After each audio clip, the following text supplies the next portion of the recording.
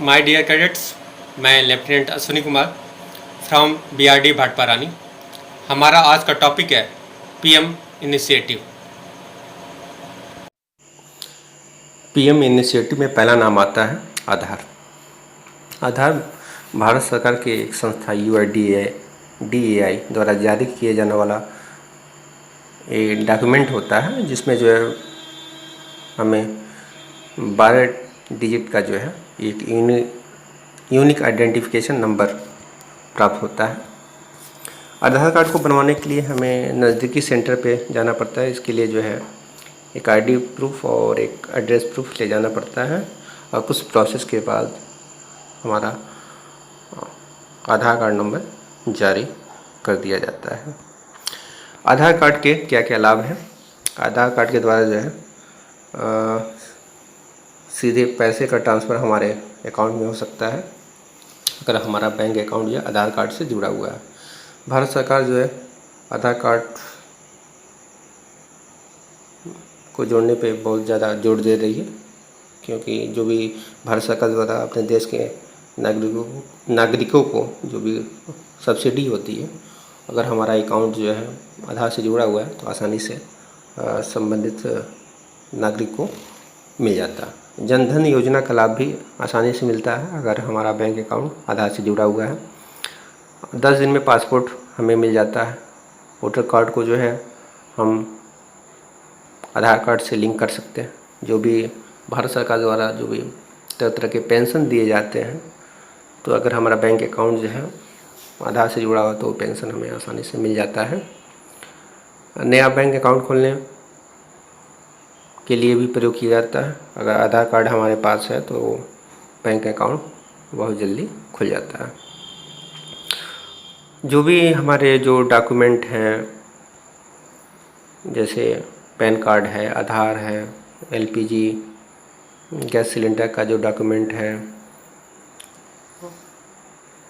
चाहे हमारी गाड़ी का जो RC है, वो सब जो है हम अपने भारत सरकार का एक ऐप है, डिजी लॉकर कहते हैं, उसके माध्यम से हम प्राप्त कर सकते हैं। अगर हमारा बैंक अकाउंट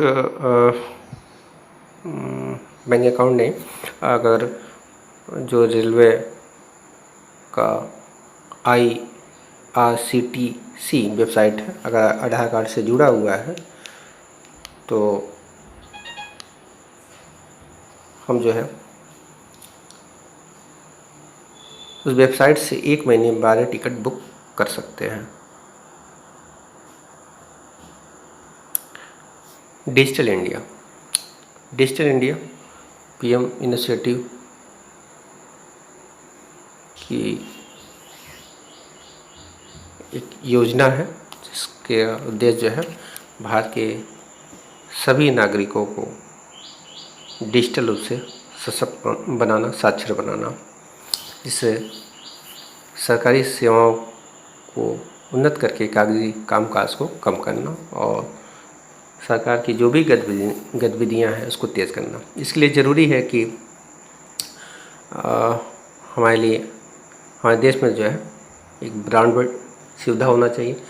देश का प्रत्येक गांव लोकेशन जो है वो इस ब्रॉडबैंड सुविधा से जुड़ा होना चाहिए, जिससे जो है नेटवर्क जो भी फैसिलिटी है इंटरनेट के माध्यम से जो है हम आसानी से लोगों तक पहुंचा सकें।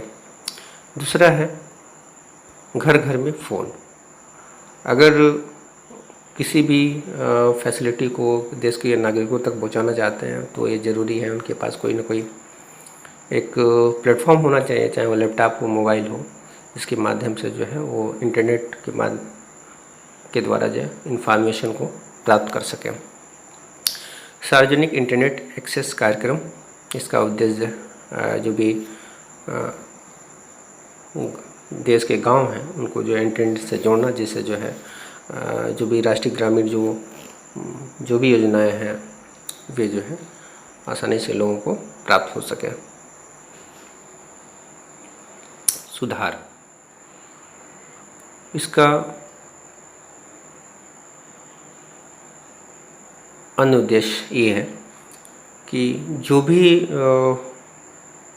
विभाग हैं हमारे देश में,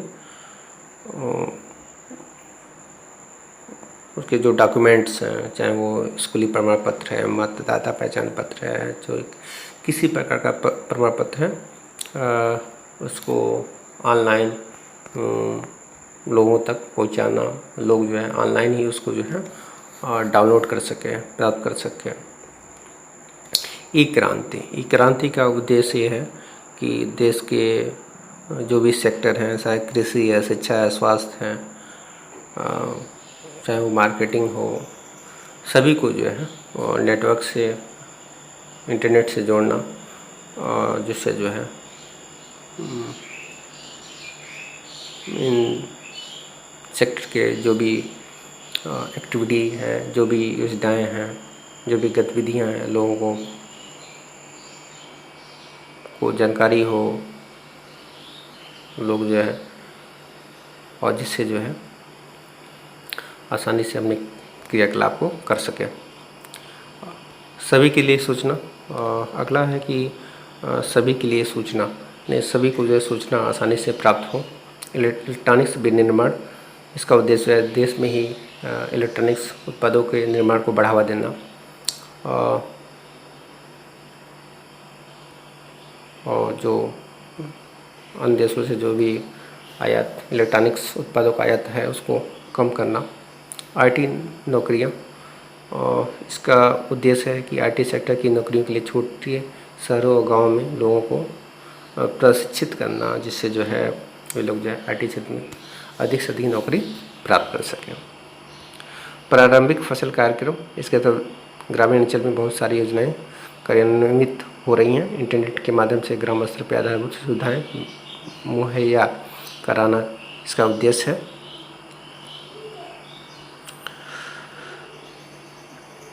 डिजिटल इंडिया का कंक्लूजन ये निकलता है कि देश को जो है सामाजिक आर्थिक रूप से सशक्त बनाना और देश की जो विकास की गति को है उसको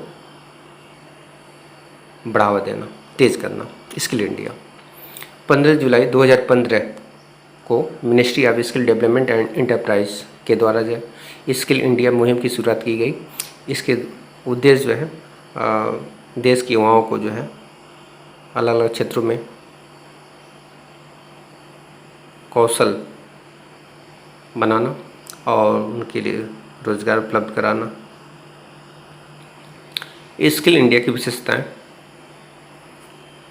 युवाओं में ऐसे कौशल बढ़ाए जाएंगे जिसके द्वारा जो है आसानी से वे रोजगार प्राप्त कर सकें।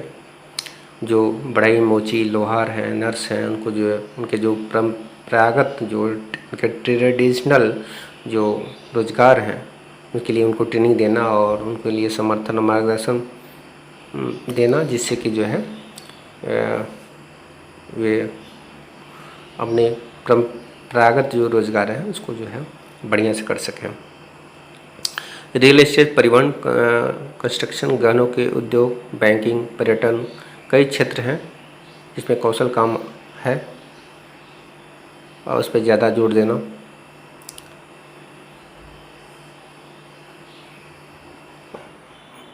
मूल भाषा, उम्र और ज़रूरत के अनुरूप योजनाएं शुरू करना, जिसमें भाषा, बातचीत के तरीके, प्रबंधन, व्यवहार और नौकरी या व्यवसाय के लिए प्रशिक्षण देना।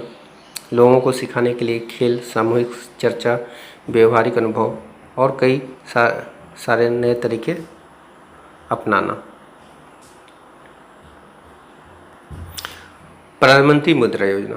प्रधानमंत्री मुद्रा योजना भारत सरकार द्वारा जो है अप्रैल 2015 में भारत के प्रधानमंत्री माननीय नरेंद्र मोदी जी द्वारा शुरू किया गया है।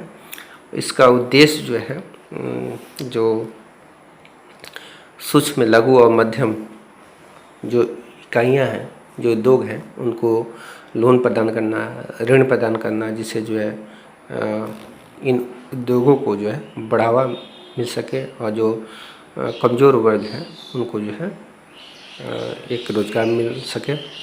इसके लिए 3 तरह के ऋण भारत सरकार द्वारा दिए जाते हैं। पहला है शिशु ऋण, जिसमें 50,000 से के ऊपर का ऋण दिया जाता है। किशोर ऋण, इसमें 50,001 रुपया से 5 लाख तक का ऋण दिया जाता है।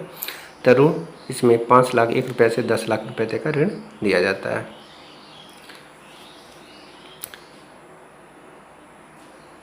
इसका उद्देश्य माइक्रो फाइनेंस का उपयोग आर्थिक विकास के एक उपकरण के रूप में करना है। ये योजना कमजोर वर्ग के लोगों, छोटी विनिर्माण इकाइयों, दुकानदार, फल सब्जी विक्रेताओं, ट्रक टैक्सी ऑपरेटरों को लक्षित कर खाद्य सेवा इकाइयों, मशीनों ऑपरेटरों, कारीगरों तथा खाद्य उत्पादकों को आय प्राप्त करने हेतु अवसर प्रदान करता है।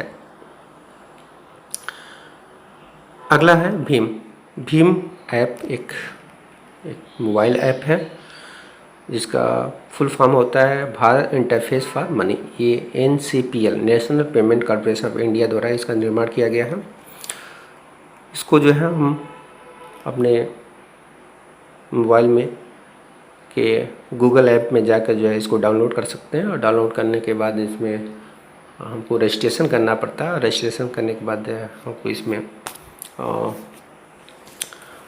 एक ID मिल जाती है और एक पिन डाल के जो है हम अपने पैसे का ट्रांजैक्शन से आसानी से कर सकते हैं कुछ ही समय में।